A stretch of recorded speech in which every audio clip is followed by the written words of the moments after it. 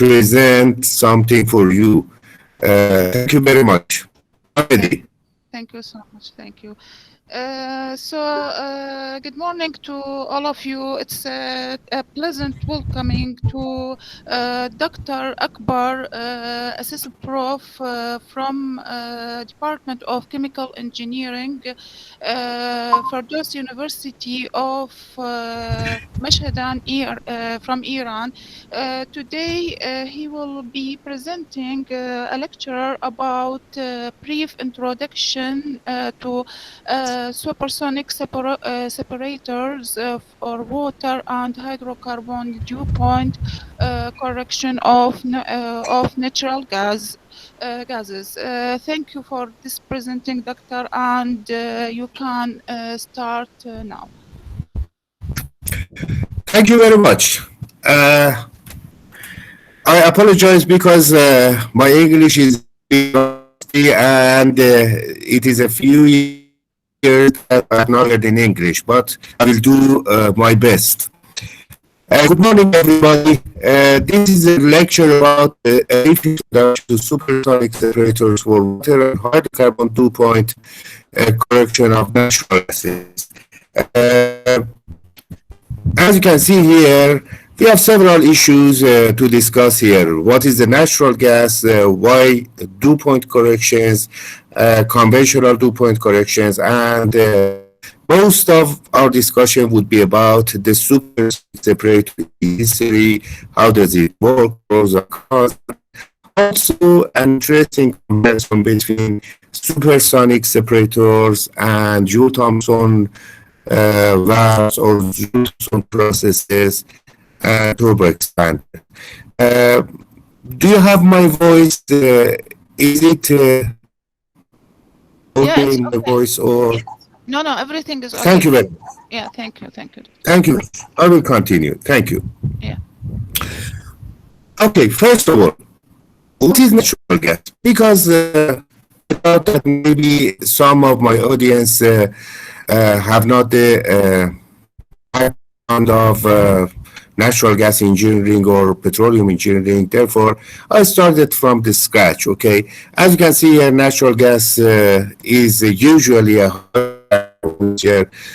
primarily consisting of saturated hydrocarbons such as methane and ethane.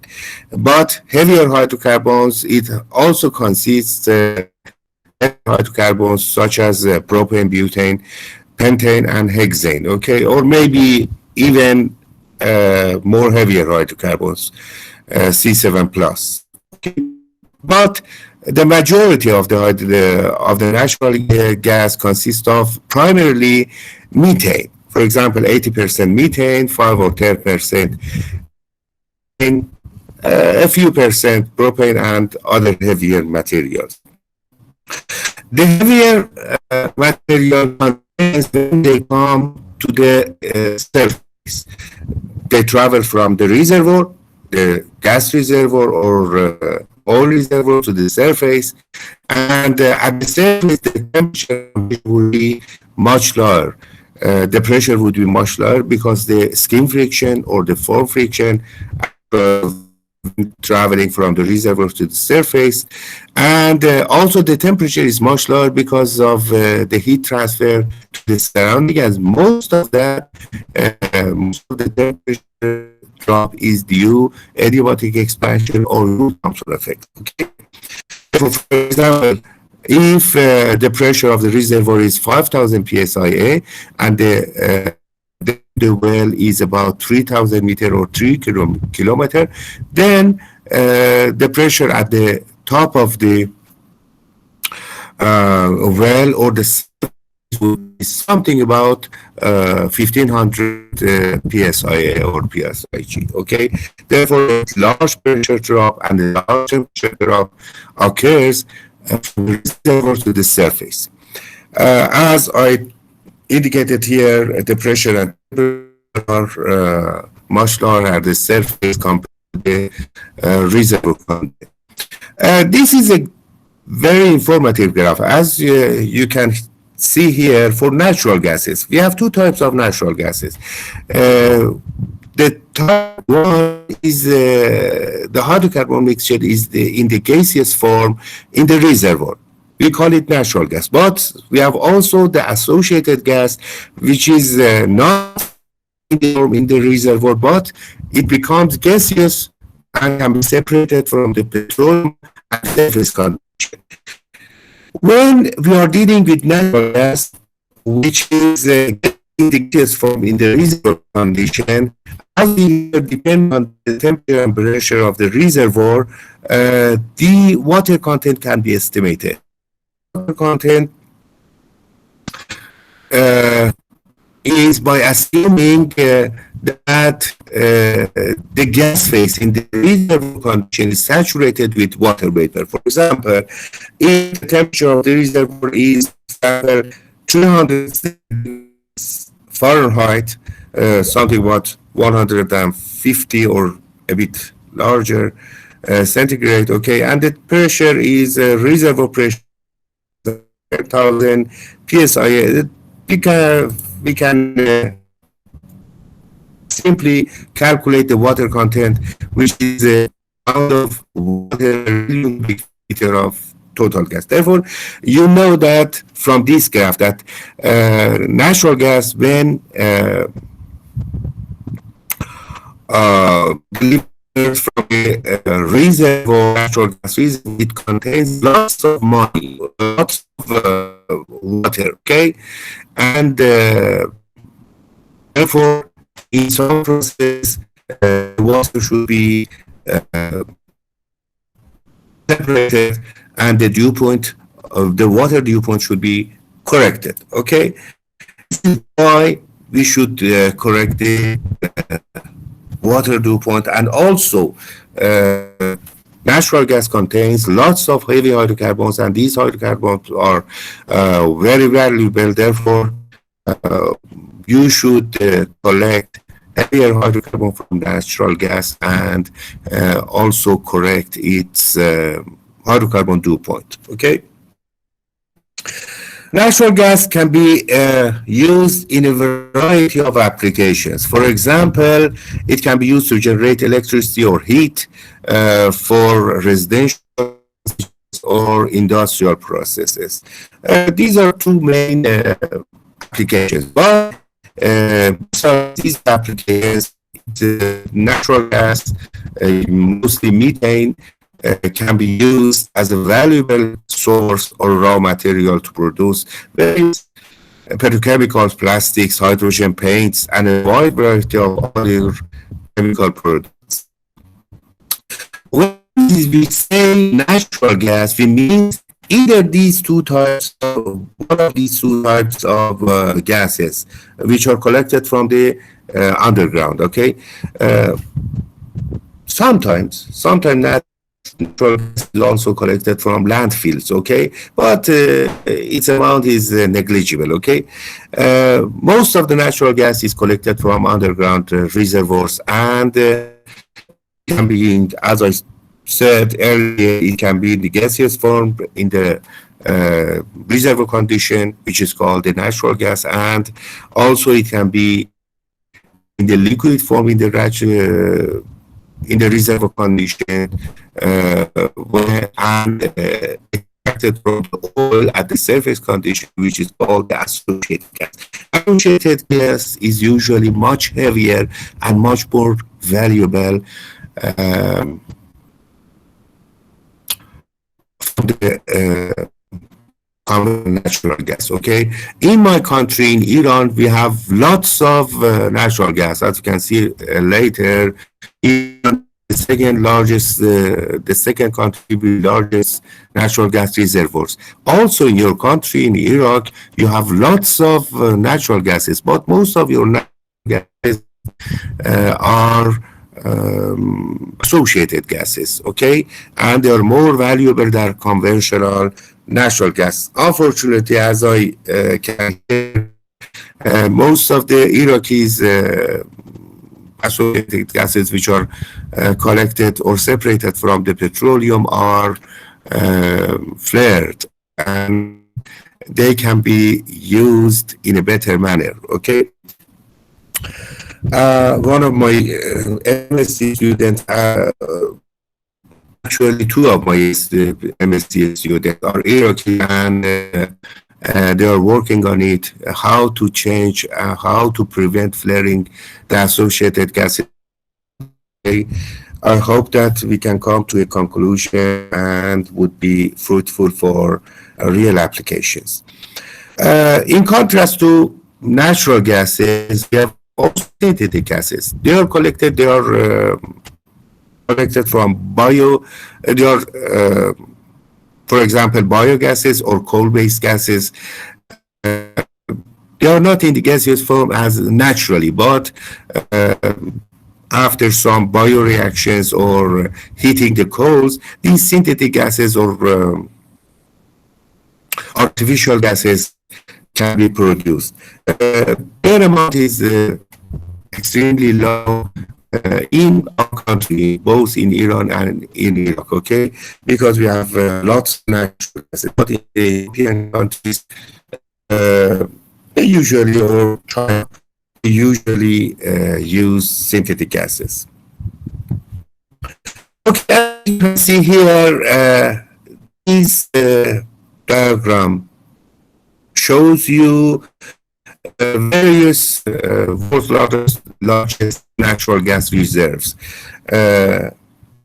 Russia is the largest owner of natural gas reserves. After that, Iran, and also, as you can see here, these 15 countries hold about 87% of the world's proved natural gas reserve.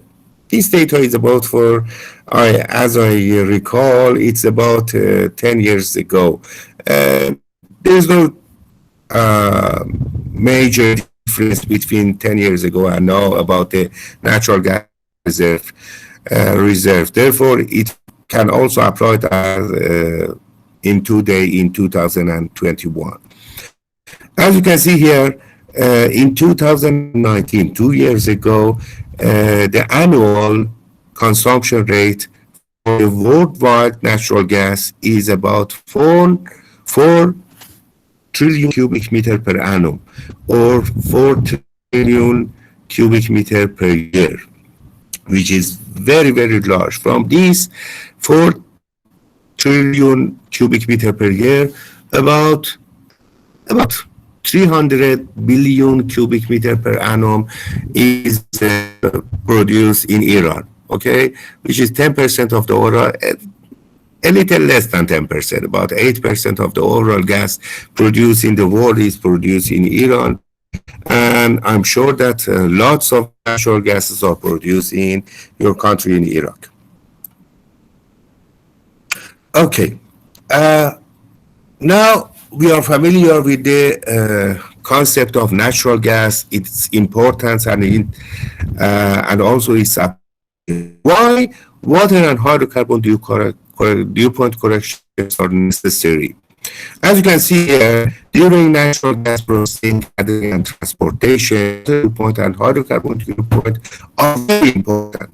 Not only they are important, they are demanded by the users, okay, by the trunk line specification. Therefore, both the hydrocarbon dew point and the water dew point should be lowered to a pre-specified values. These specified values are usually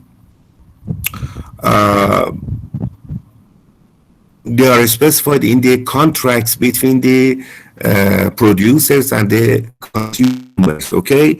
They should be strictly valid and they should be strictly met by the producers, okay? Various controlling the dew point has many reasons. For example, safety, economy, and transmission efficiency. Because if you don't control the dew point of water, lots of water would be condensed in the transmission lines, and some species, for example, carbon dioxide or even hydrogen sulfide, can be dissolved in water, in the condensed water, and to catastrophic corrosions. Okay, the economy is also important because by extracting the heavier hydrocarbon, you can sell them with better value, and therefore it's very important from economical standpoint to control the hydrocarbon dew points. As you can see here, in general, the water dew point of natural gas is usually much lower than the hydrocarbon dew point of natural gas. Therefore, if you control correctly the water dew point of natural gas, therefore there is no need to worry about the hydrocarbon dew point of natural gas, because you already have corrected that or controlled that. As I told, and the water dew point of natural gas is almost always lower than the hydrocarbon dew point of natural gas. Therefore, by controlling the water point of natural gas, this is the main issue, and you can simultaneously control the hydrocarbon dew point of the natural gas.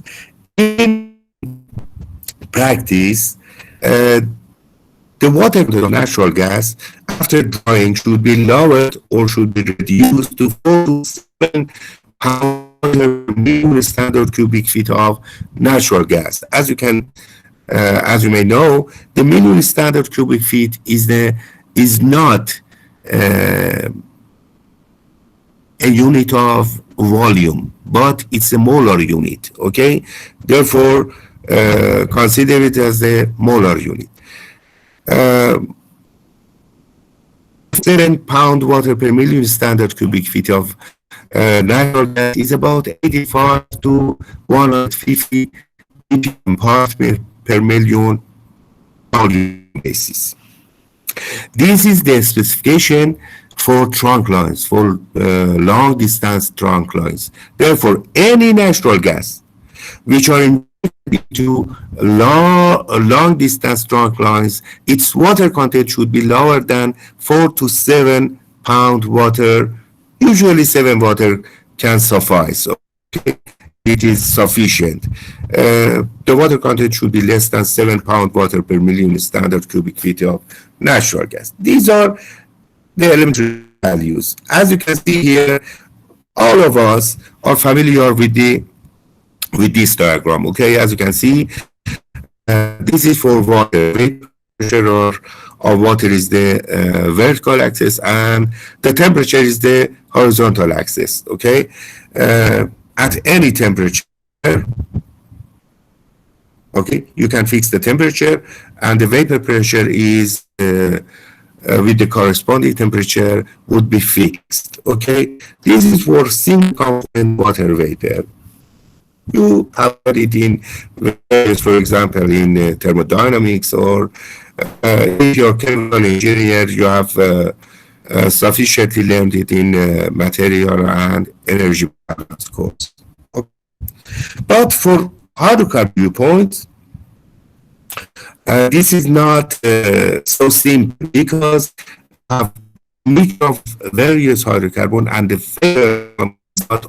cannot be represented only by a line. It should be represented by a curve. As you can see here, as you can see here, the yellow line is the hydrocarbon bubble point for a mixture of hydrocarbons, okay? And the pink line is the hydrocarbon dew point curve. The line hydrocarbon bubble point curve, and the pink line is hydrocarbon dew point curve. For light hydrocarbons, the critical point, which is the interface or the joining point of pink line and the yellow line, or bubble point curve and dew point curve, lies to the left of the phase envelope. But for heavier hydrocarbon, for example, for petroleums, the critical point lies to the right of phase envelope. Okay, and you can see also the water dew point curve, which is represented by the blue line.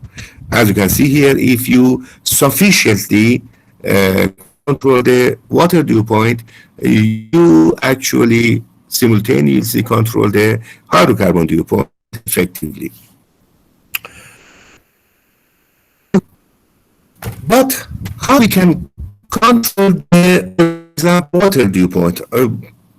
Although I mentioned earlier that controlling the water dew point is much, much more important, because if you control the water dew point, obviously the hydrocarbon dew point is also corrected and controlled. Therefore, from now on, we emphasize on the more emphasize on the control of water dew point. How we can control the water dew point? We can use several techniques. Okay, for example, cryogenic operation, solvent processing, adsorption processing, membrane separation, and also supersonic separation, which is a topic you are interested in the discussion. Okay, as you can see here, the cryogenic separation is very simple. Okay, for example, the natural gas enters the cryogenic process, for example, about 30 degrees centigrade. It depends on the pressure of the reservoir and the surface pressure. The pressure can be as high as, for example, 1000 psi or more, okay, depending on the reservoir pressure. The natural gas enters the cooling process at, for example, 30 degrees. As you can see, it undergoes several stages. In each stage, cooling water, and also you inject the glycol. The glycol you inject here is to prevent nitrate formation. Okay, it's completely different from the next process. In the next process, the glycol has another duty. Okay, but here a small amount of glycol would be injected, or methanol. Okay, would be injected into the gas stream to prevent the hydrate formation. As you can see, most of you know that the gas hydrates are solid, which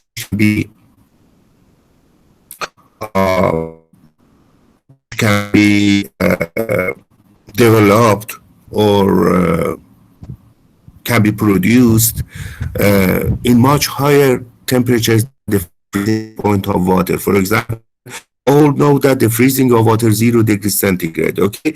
But most of the natural gas, depending on the composition of the natural gas, are usually produced at about 20 degrees centigrade, 15 degrees centigrade, or something about that, okay?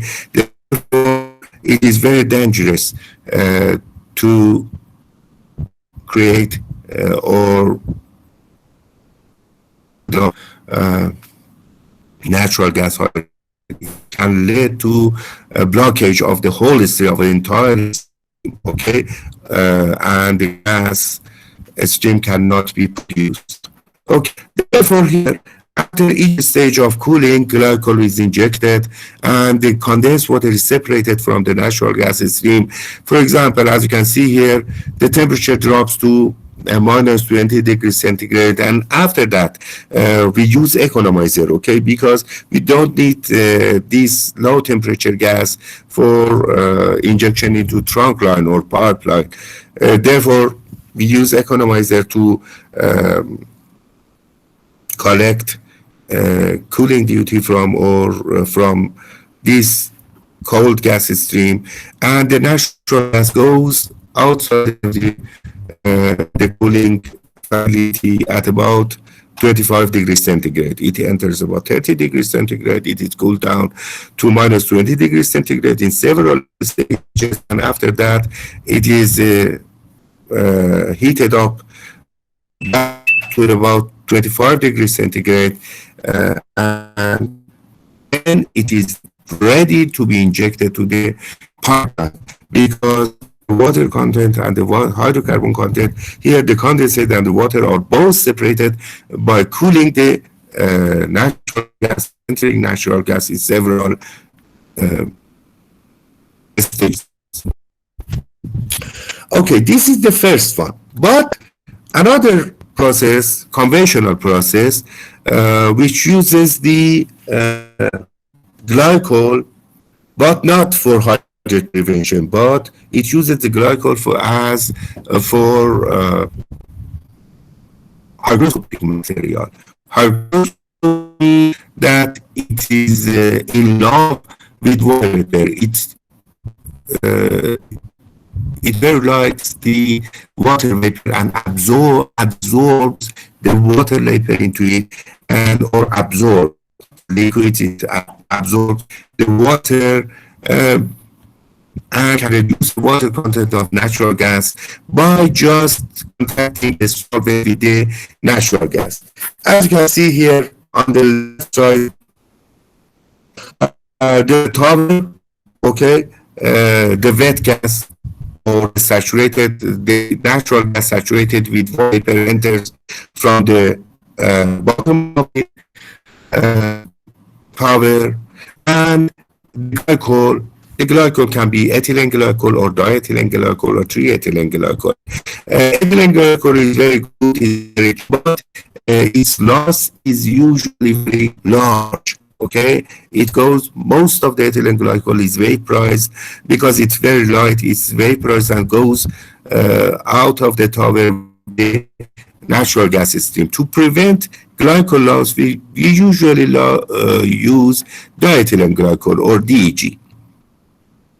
Or even if the temperature is very high, we may use TEG or triethylene glycol or tetraethylene glycol also.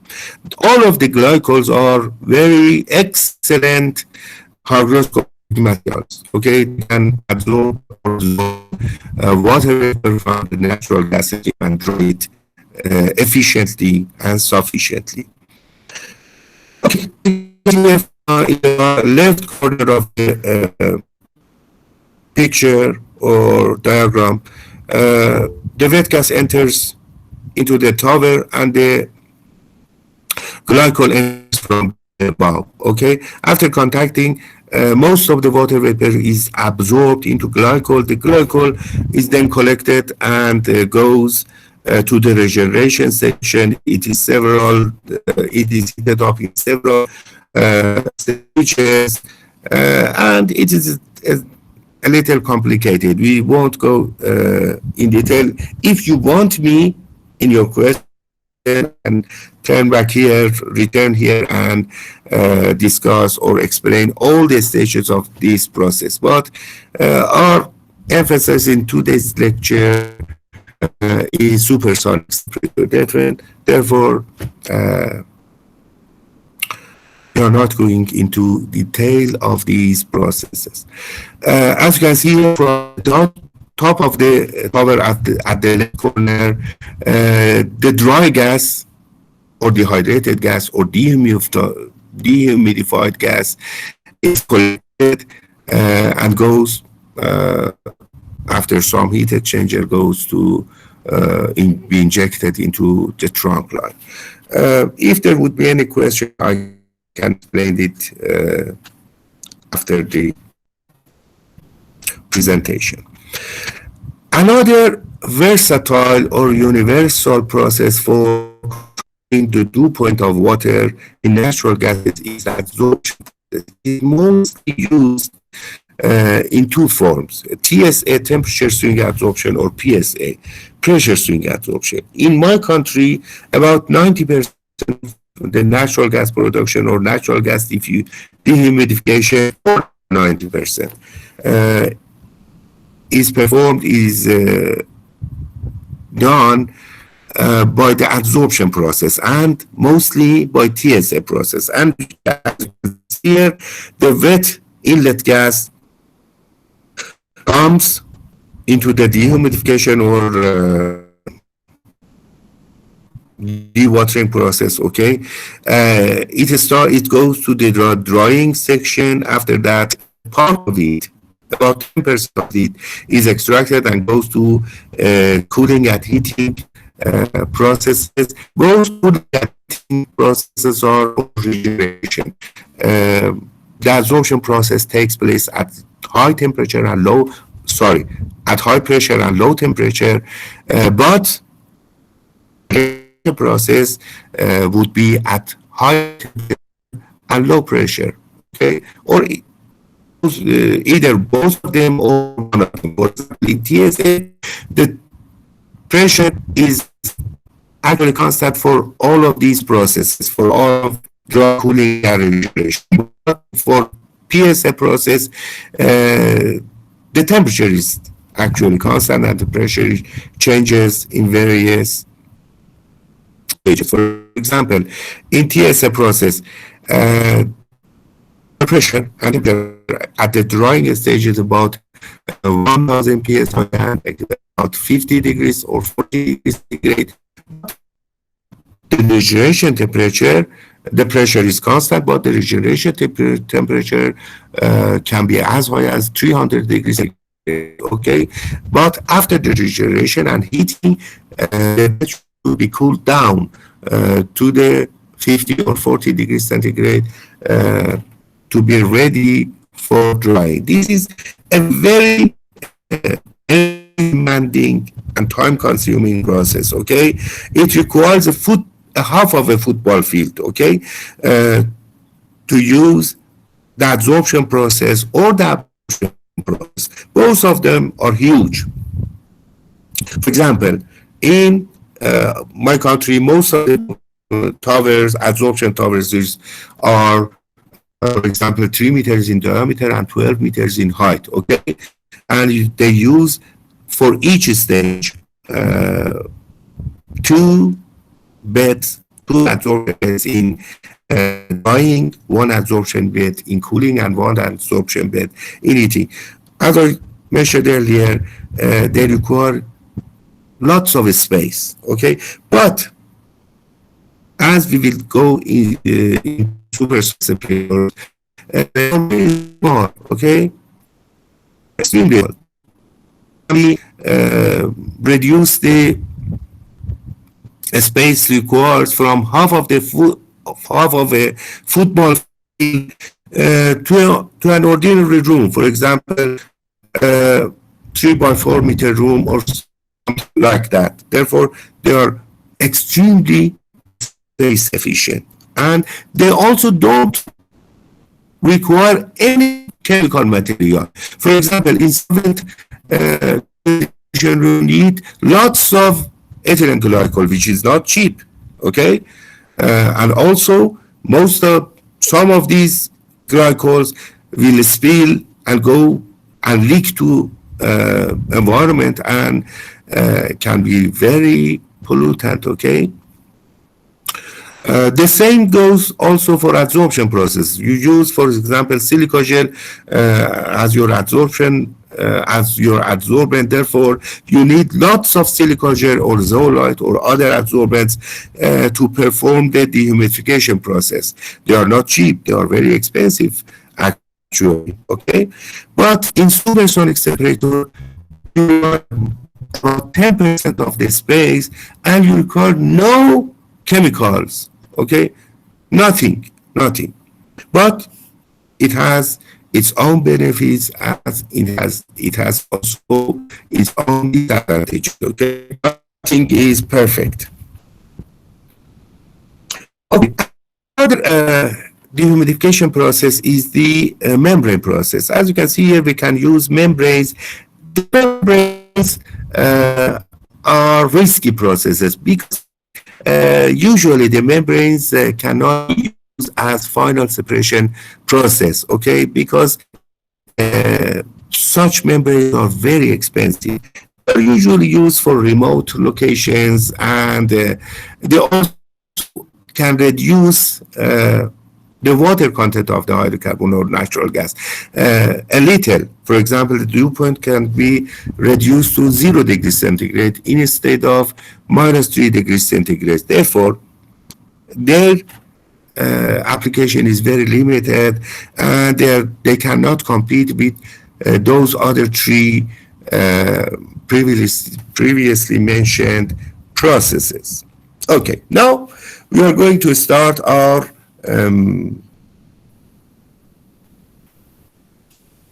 main concept. It is 40 minutes about past 10, okay? Therefore, we have sufficient time to go through supersonic separators. Supersonic separators are very novel. The first supersonic separator is constructed by Twister Company for Shell Company, okay? About 2003. It's less than 20 years. The first supersonic separator is constructed for practical application for natural gas dehumidification, natural gas hydrocarbon control. Okay? They are very novel, and only two companies in the entire world can produce them and present them. The first company is Twister, which is a Dutch-based company, and the second company, which is very new. It is about, it produces TS separator or supersonic separator less than 10 years, okay? And it's a Russian company, okay? It is funded by Russian government, and in the last 10 or 5 years, it is going to produce the supersonic separator for practical application. It's very novel technique. As you can see here, supersonic separation is a technology to remove one or several gaseous components of a mixed gas, typically natural gas. Here, okay, when you use, for example, absorption process, the adsorbent or solvent usually separates only one component. Okay, cannot component, usually, not always. It cannot separate simultaneously all component. But here, as you can see, because you cool down inside the supersonic separator, the temperature drops to about minus 100 degrees centigrade automatically. Therefore, we can separate the entire water and also most of the hydrocarbons simultaneously. Here, both water and hydrocarbon dew point correction can be accomplished by using a 3S unit. The only investment you do for in this process is your pressure drop. Okay, this is a very pressure drop demanding system. It requires about 15 to 20%, sometimes even larger, of your inlet pressure. For example, if a gas enters the supersonic with a pressure of 100 psi, 1000 psi, for example, then the outlet stream would be, the pressure of the stream would be about 800 psi, about 20%, a bit less, a bit more of the pressure would be lost in the supersonic separator, and this is the only or the major negative part, because in some cases you cannot afford this amount of pressure loss. But if you can afford this amount of pressure loss, then this is the best choice for your operation. Okay? History of supersonic separator, and you can see the academic research started in the area of supersonic separator about early 90s, 1990s, okay? And most of installations are produced around 1998, okay? The first uh, industrial scale supersonic separator for both hydrocarbon and water dew point correction of natural gas was constructed by the by the Twister company. The contractor was Shell company, and the original contractor was Petronas Malaysia. Okay, and they put it in operation in Sarawak field in Petronas in Malaysia. Some other industrial applications are using supersonic separator in Nigeria, Russia, and other countries. Okay, unfortunately, we don't have any supersonic separators in my country, or I don't know about your country, but I don't think that any country in the Middle East region is using the supersonic separator, because most do not know anything about the supersonic separator, and they are used to conventional processes. As you can see, two companies, major companies, produce or constructing the supersonic separator, the entire supersonic separator facility. The first one is Twister BV, a Dutch firm affiliated with Royal Dutch Shell, and the second one is NGO, Engineering Gas Oil, or something like that. Is a Russian-based company funded by the Russian government.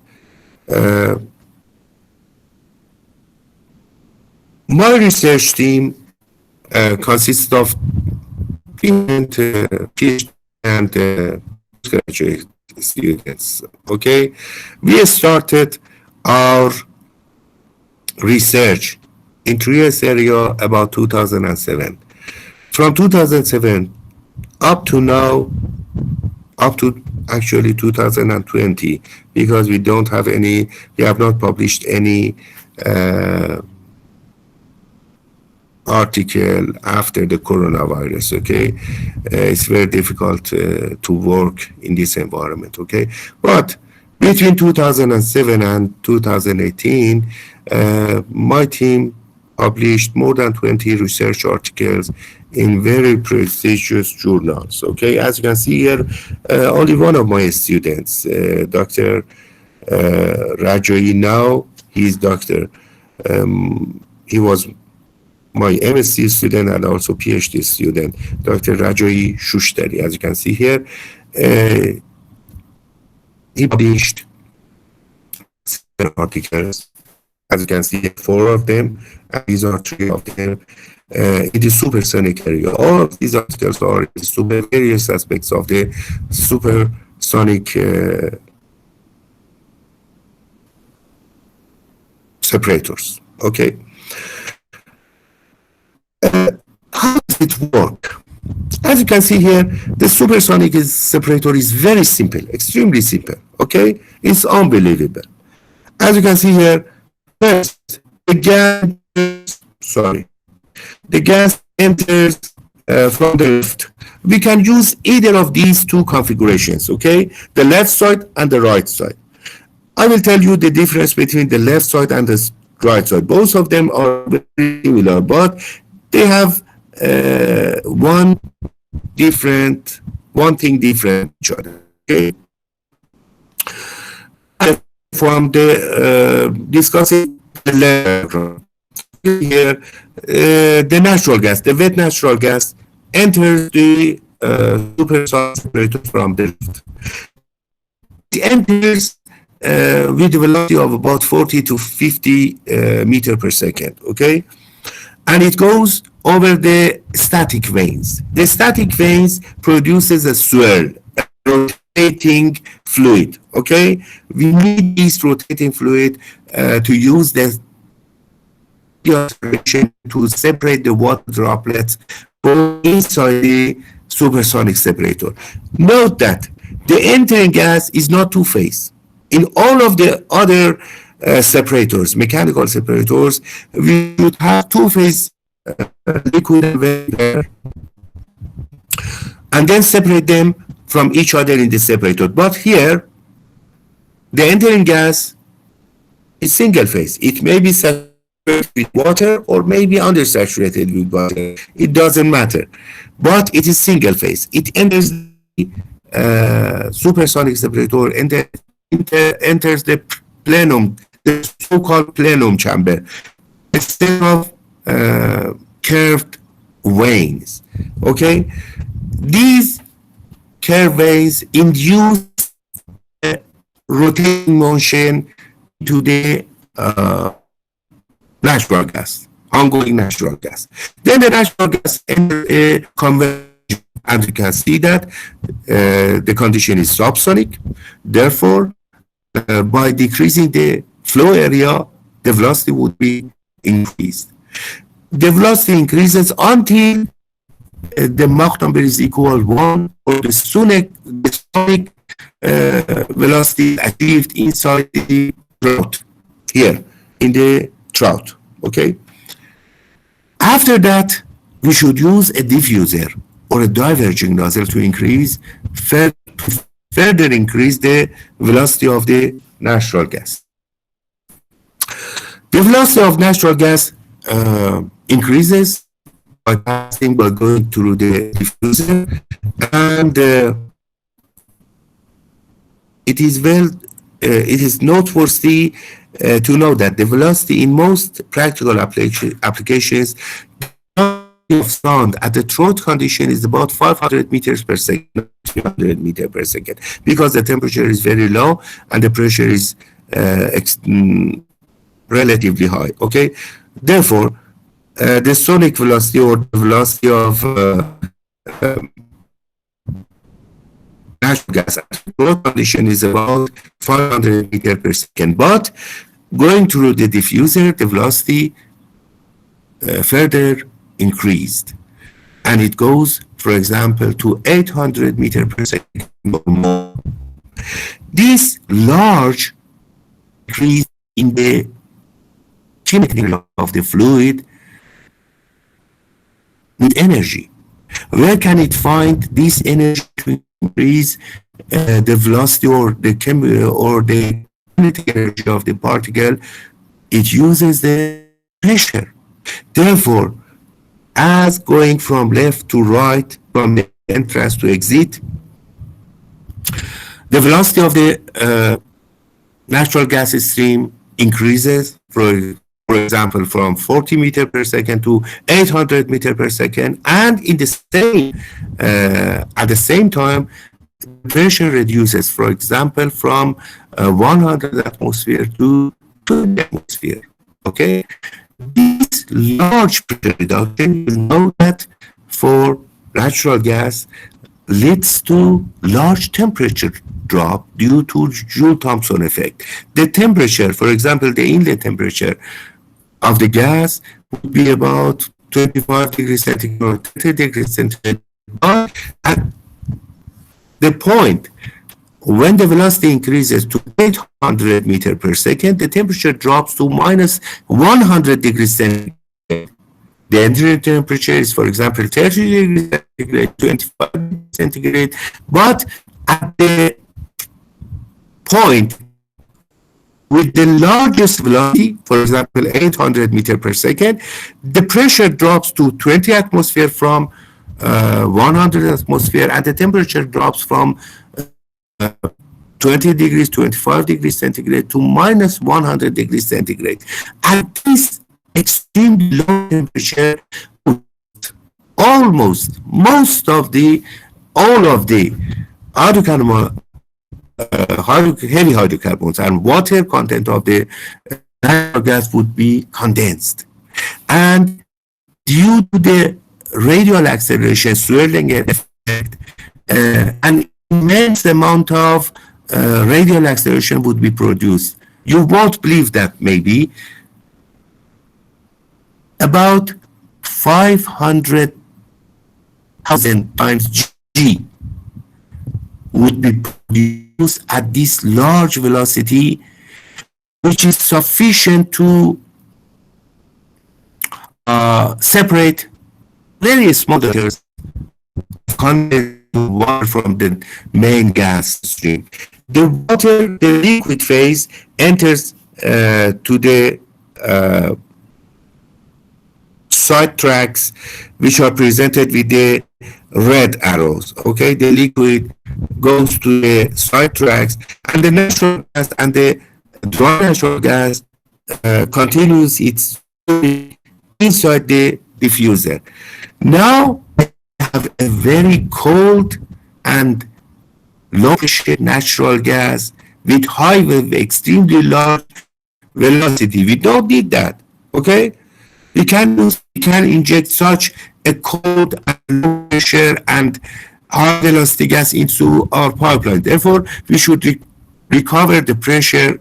By recovering the pressure, the temperature increases and the velocity drops. Okay, we can do this pressure recovery in two types. This is the difference up to right now. Connection point. Both of these configurations are exactly the same. There is no difference between these two configurations, the left part and the right part. But the main difference between these two configurations is the pressure recovery section. After the collection of water and liquid hydrocarbon, we need to increase the pressure, recover the pressure. By recovering pressure, the velocity reduced, extremely reduced, and goes back to 40 or 50 meter per second around the entering velocity. And the temperature also increases by Joule-Thomson effect. Okay. Therefore, in the first scenario, or in the first configuration, you can see that we use a second converging diverging nozzle. Okay.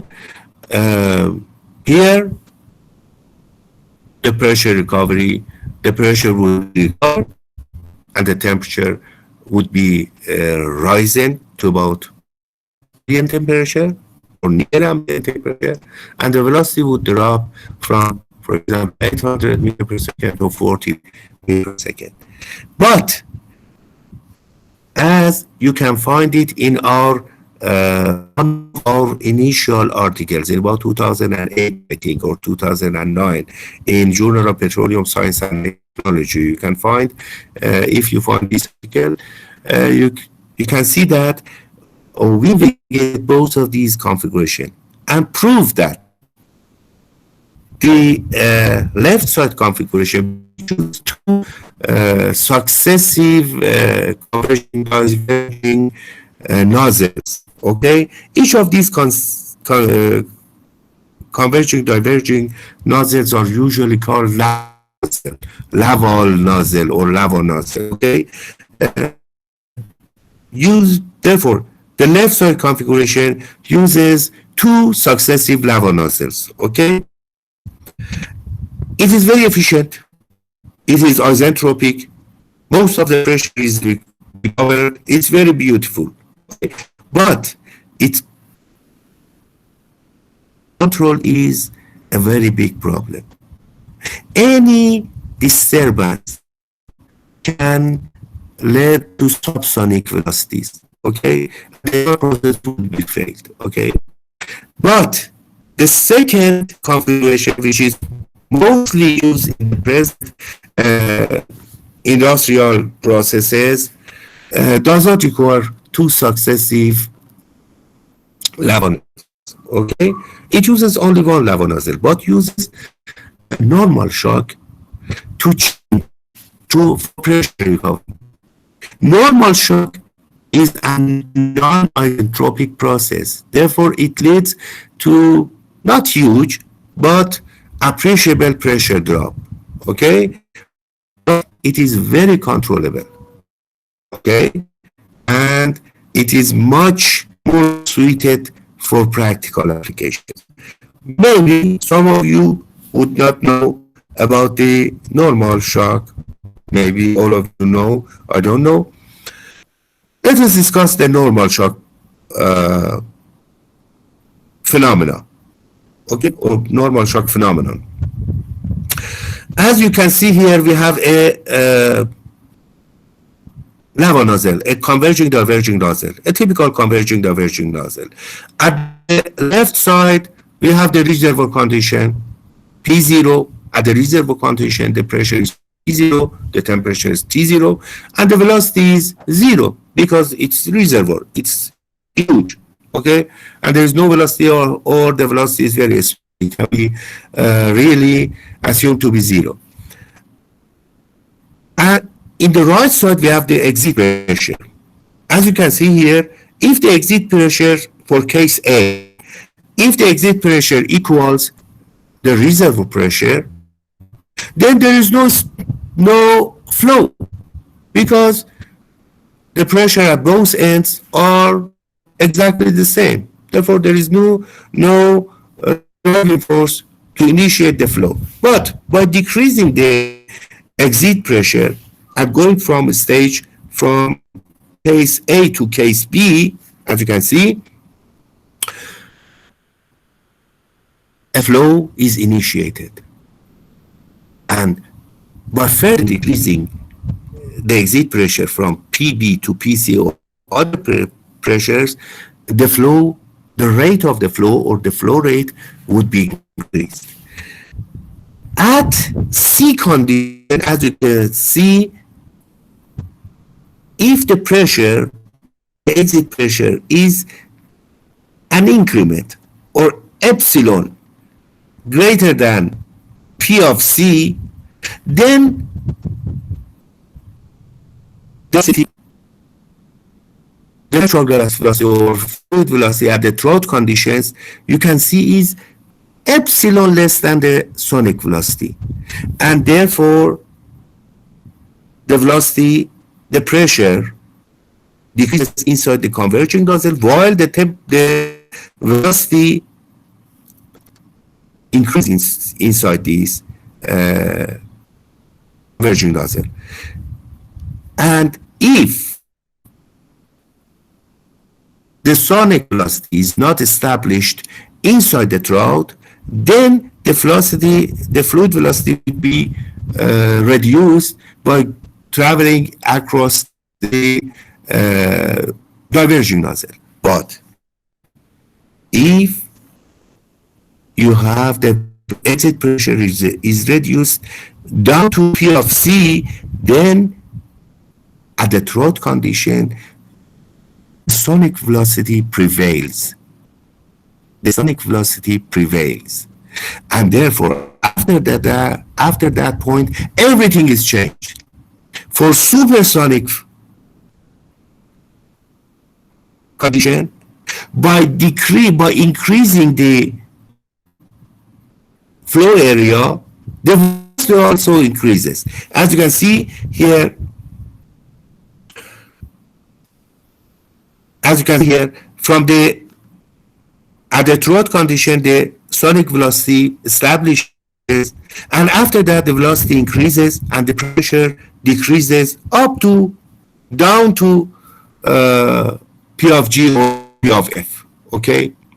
Now, if you fix the pressure, not P of F, the exit pressure, for example, P of D, okay, which is between P of C and P of F, then a normal shock would occur inside the nozzle. And before the normal shock, the velocity is greater than the velocity of sound. It is supersonic state. But after the normal shock, the velocity drops below the sonic velocity. And here, after the normal shock, you can see that the fluid is subsonic. And therefore, while going across the enlarging diffuser, okay, the velocity drops and the pressure is recovered. Okay, as you can see here, when P of D approaches to P of C, the location of the normal shock approaches the throat. It occurs near the throat. Okay, but if P of D approaches to P of F, the normal shock goes to the exit. Okay, and approaches the exit condition. Okay, or the exit of the supersonic separator. This condition, the normal shock, is completely non-isotropic. It has great losses in it, but it is very practical. And therefore, in almost all of the practical application, normal shock is used for pressure recovery. Okay? As you can see here, in more details, this is the supersonic separator. This is uses only one single lava nozzle, and these are the side tracks, okay, which collect the liquid. This liquid should be water or hydrocarbon or heavier hydrocarbon, both of them. And the drum goes after the collection point into the normal shock machine. Okay, the normal shock recovers the pressure. At the same time, it reduces the velocity and recovers the temperature, increases the temperature, fluid temperature. As you can see here, exactly. This is the red line is the temperature. Here it enters at a relatively high temperature, for example, 25 or 30 degrees centigrade, by traveling through the converging nozzle. The velocity increases, the pressure decreases, and also the temperature decreases due to adiabatic expansion or Thomson effect, until coming to throat condition. After that, the fluid enters the diverging nozzle, which is called diffuser. Inside the diffuser, the flow area expands, okay, enlarges. Therefore, velocity continues to grow. The velocity continues to increase because for supersonic separators, for supersonic condition, by increasing the flow area, the velocity would be increased. Just reverse to the subsonic condition. As you can see here, the velocity increases, the black line, the pressure drops, continues to drop, and the temperature also continues to drop. For example, here at the lowest accumulation point, the lowest temperature, if you refer to our article, most practices, in most of our simulations or in most of our studies, the temperature drops to about minus 80 to minus 100 degrees centigrade. Okay, and here, as you can see, after normal shock or the shock wave, the velocity drops from supersonic condition to subsonic condition. The pressure increases because of the velocity drop in kinetic energy, and also due to Thomson effect, the temperature increases. But you should consider that the pressure recovery is not 100%. Okay, and we can no longer enjoy or have the entering pressure at the exit condition. As I mentioned earlier, about 20%, 15 to 20%, in some cases to 25%, the outlet pressure is less than the inlet pressure. And also, the temperature is slightly, the exit temperature is slightly lower than the inlet temperature. The velocity depends on the design. It is almost always, the velocity at the exit is almost equal to the inlet velocity. It depends on the design. Therefore, in short, in brief, okay, in brief, the natural gas enters the supersonic separator at relatively low velocity, high pressure, medium temperatures. It enters the swirling veins. It induces a swirling motion. The velocity increases inside the converging nozzle to the up to throughout condition to velocity to also to sonic velocity. Mach number or Mach number is 1 unity at the throat condition. After that, it enters the diffuser or converging nozzle section of the lava nozzle. The velocity increases, continues to increase, the pressure continues to decrease, and the temperature also continues to decrease. Various droplets would be liquid droplets and hydrocarbon droplets would be initiated, would be started to form here. Okay, we have first the cooling process, then the nucleation process, the nucleus or initial droplets with the critical diameter would be formed. This process of nucleation is very slow. Its Gibbs free energy difference is positive. You know, any positive Gibbs free energy difference would not be instantaneous or would not be normal. Okay, it requires energy. Therefore, if you inject some particles, some water particles, as you can see in our articles, in 2 of our articles, if you inject sufficient amount of water droplets or even sufficient particles of a solid, small particles of solid, therefore you can entirely remove the nucleation process. After the nucleation process, it's the growth process. The condensation continues and the droplets would increase the size, and by inside you exceedingly large radial acceleration of, I told you, I mentioned it, about 800,000 to 800,000 times of gravitational acceleration. 500,000 times to 800,000 times of the gravitational acceleration. It's a huge, enormous force. This enormous force, radial acceleration, acts on the small droplets and separates them from the main gas stream.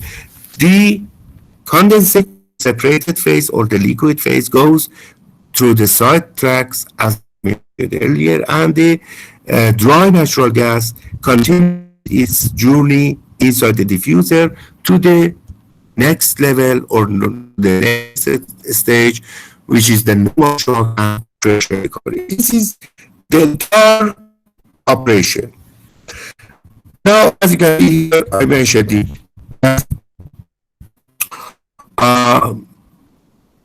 The actual acceleration would be, in most articles, they mentioned that the acceleration is about 500,000 times g. But as you can find in our articles, our simulation results showed that by optimizing the structure of the supersonic separator, we can reach to about 800,000 g times for acceleration. And also in our articles, we showed that all the particles with 2 micron diameter or more would be successfully separated inside the supersonic separator. You know that. For gravitational separators, for a gravitational separator, the critical diameter is 4 microns. In gravitational separator, all the droplets with diameters 4 microns can be extracted or separated. In cyclone separator, this critical diameter is 20 micron. In centrifugal separator, assuming that you have 1000 G, you have large RPMs, you have 1000 G radial acceleration, the critical diameter is about 4 microns. But in supersonic separators, it's 2 microns. All the particles with 2 microns or more diameter would be successfully separated. If you want to separate smaller particles, you should increase the resistance. As you can see in the next slide, the resistance in these supersonic separators from in to exit is about 2 to 5 microseconds. 2 to 5 microseconds. It's very small. If you increase it by extending the diffuser or by adding a standing tube at the end of the diffuser, it can also collect or separate smaller diameter droplets down to submicron diameters. Okay, it requires only increase resistance. Okay, as you can see here, the pressure is about 100 bar, temperature is 2 degrees centigrade, and the other temperature is about 75 bar. This is an old version, okay? About 25% loss. In modern supersonic separators, the pressure loss, the percent pressure loss is about 20%. It's much more efficient in pressure recovery. And also you collect the liquid phase here. I emphasize that this is almost the only separator that the gas stream, that the entering stream is single phase, gaseous phase, and you can collect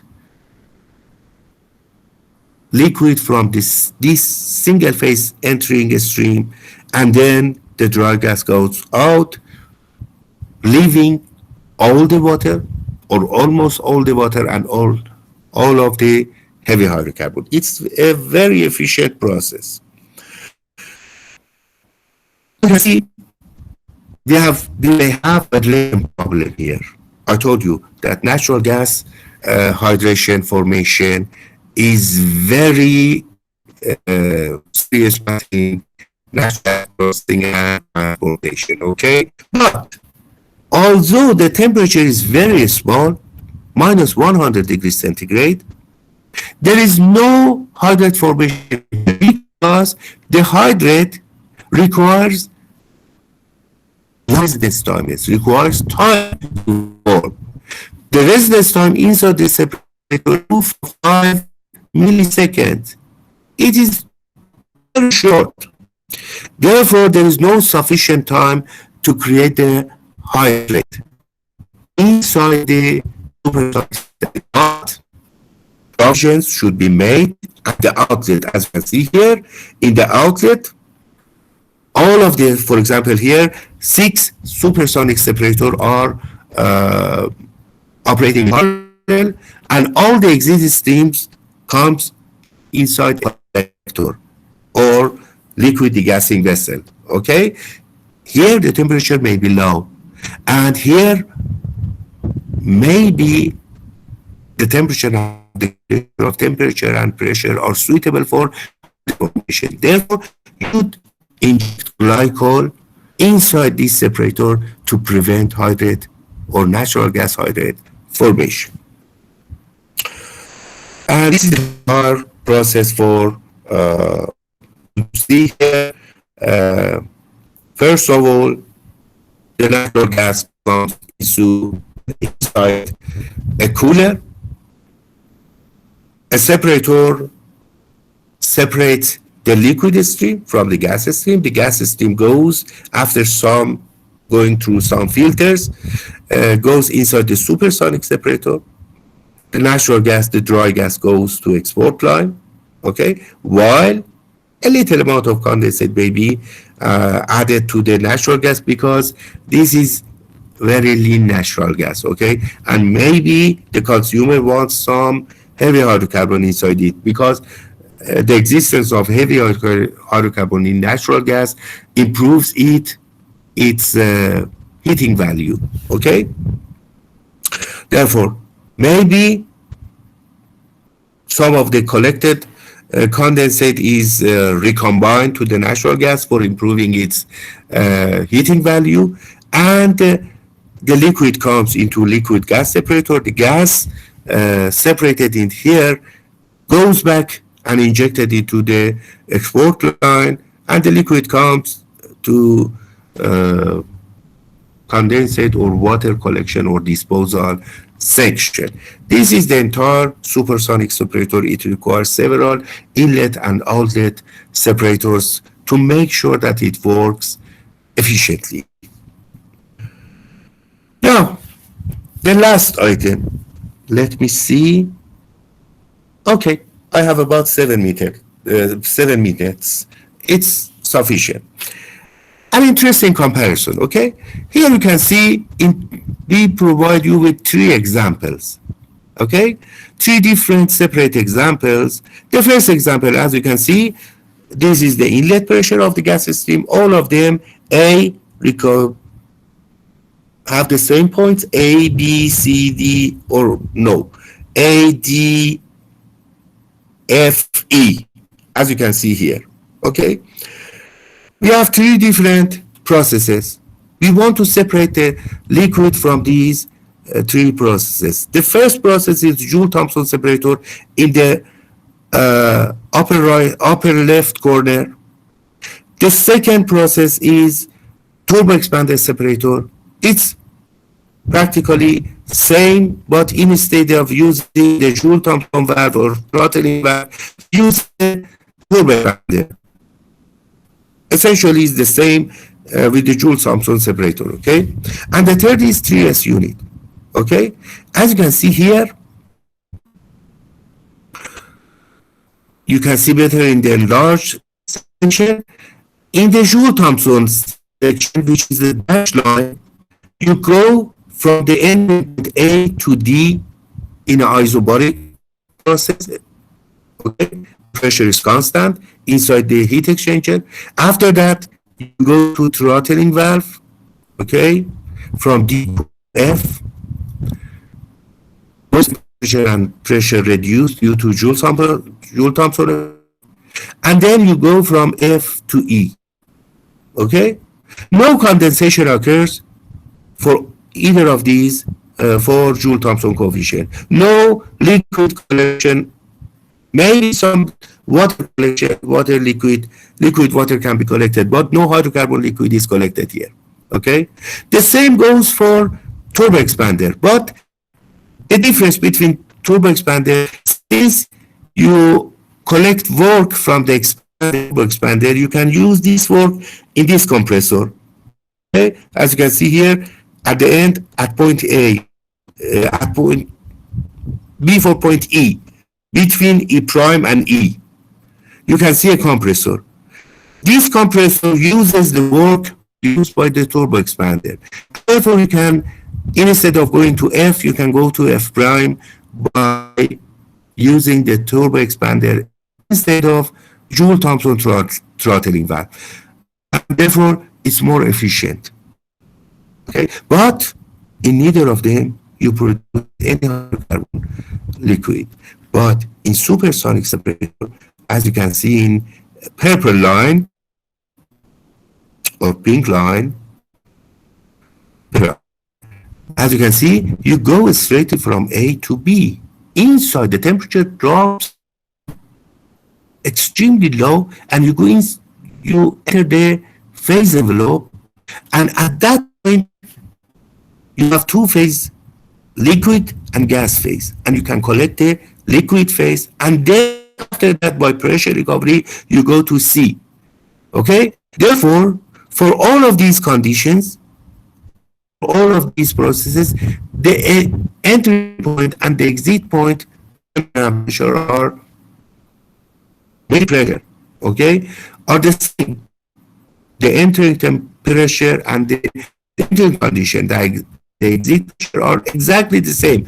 But only supersonic separator can collect liquid. None of this, not Joule-Thomson separator, turbo expander separator can, neither of them can collect the liquid from the gas, natural gas stream. This is qualitative. As you can see here, we have also provided the quantitative. You can see here that in all cases, the tree separator has a larger C3 plus recovery or heavy hydrocarbon recovery compared to turbo expander and Joule-Thomson valve. Okay, this is the first one. This is the second one. The previous example was qualitative. This is quantitative. As you can see here, we compare the Joule-Thomson valve, the 3S valve with Joule-Thomson valve. As you can see, the pressure, all the pressure at different stages are exactly the same for both valves. As you can see in the first row or in the second row. All the pressures across the entire points 1, 2, 4 are exactly the same. As you can see here, outgoing temperature for Joule-Thomson effect, for Joule-Thomson process is minus 15 degrees centigrade. It's much, much colder than the stream of supersonic separator. But, as you can see here, the last row is the contents of component.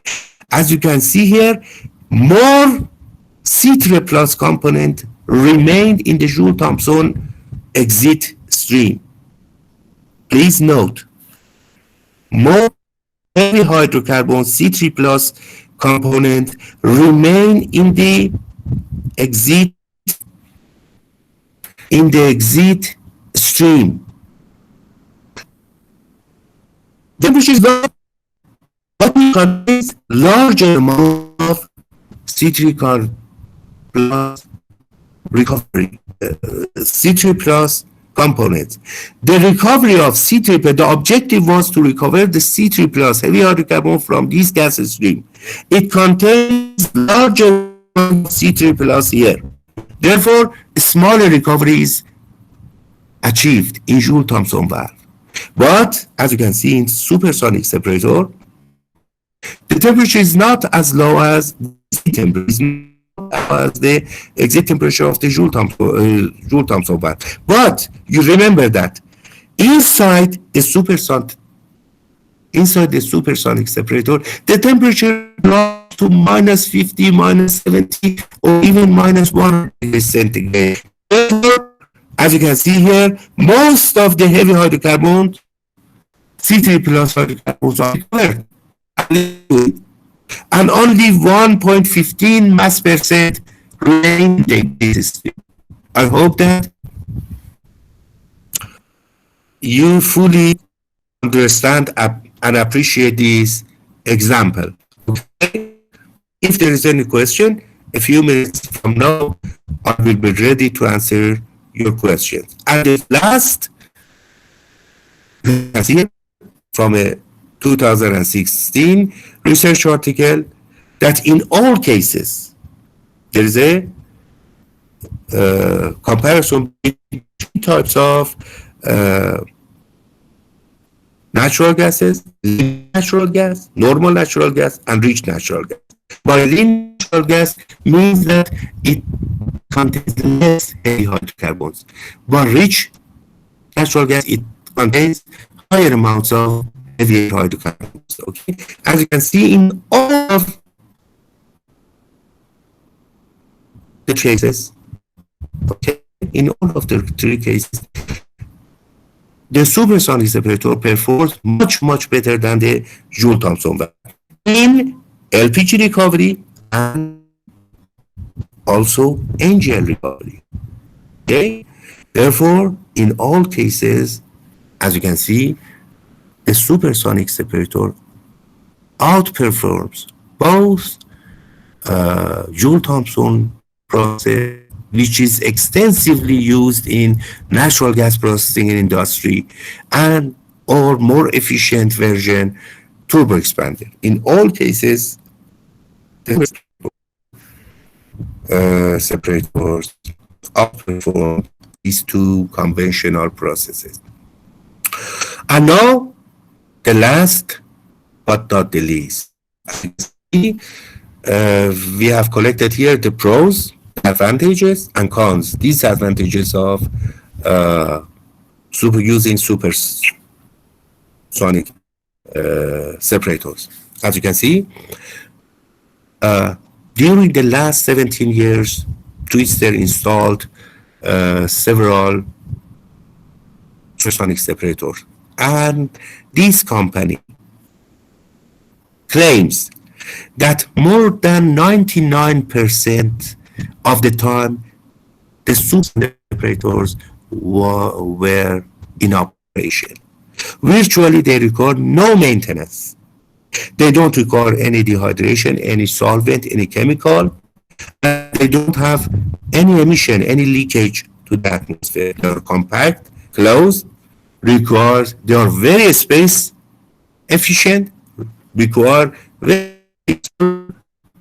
spaces, and they are simple. They have no moving part. Therefore, they are suitable for unmanned operation, but never, nothing is perfect. The supersonic separators are very good. They have very advantages, but in a price. You should pay a price. The price is pressure drop. The major price is pressure drop.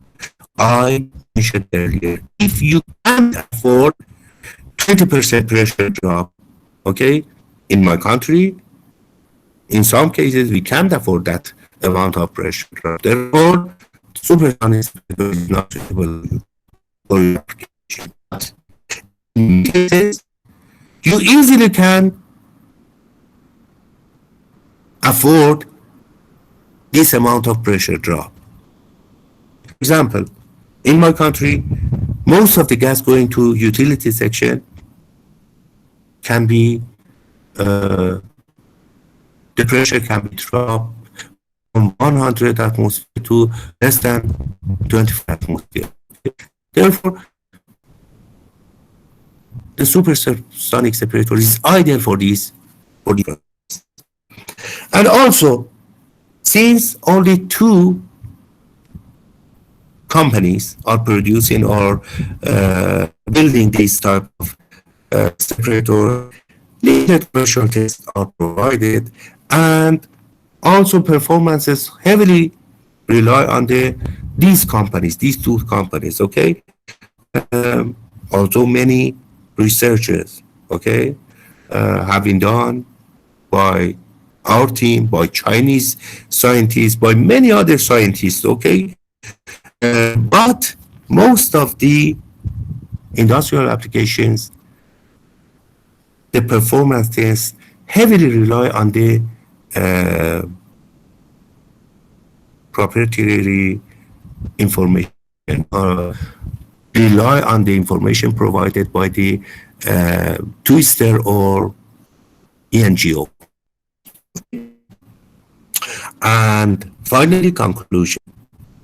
As you can see, water and hydrocarbon dew point control are essential for successive and safe natural gas processing and transportation.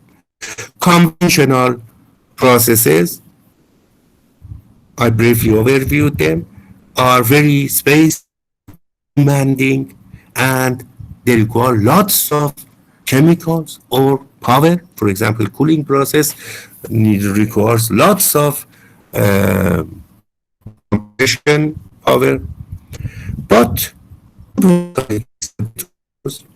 in general are safe, reliable, efficient, economic, and most importantly, environmentally friendly. Thank you very much for your attention, and I'm ready if you have any question. I hope that you enjoyed this presentation. Thank you very much. Thank you so much, Thank doctor. you so Thank you. much, Dr. Thank you. if You are any welcome here. طلاب إذا عندكم أي سؤال عندكم أي استفسار سؤال دكتور استفسار؟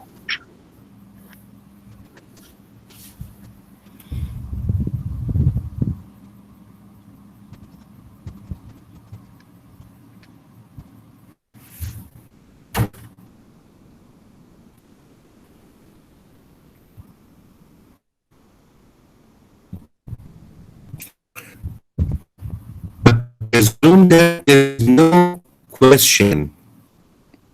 Is Yeah, I there think any so. question? No, I think so. There is Oh, no. I think so. There is no. okay, thank you very much. Thank you. If you let me, I would be out of meeting now. Is it okay to you?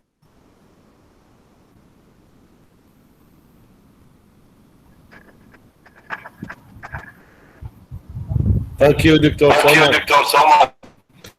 You are welcome here. You are welcome. I enjoyed my lecture.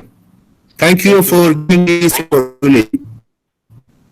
Thank you so much for this So much for presentation. this Very presentation. interesting topic because the environment now we interest to reduce the pollution. Therefore, this topic very important to our students that maybe in the future they will continue their master or PhD degree in this topic.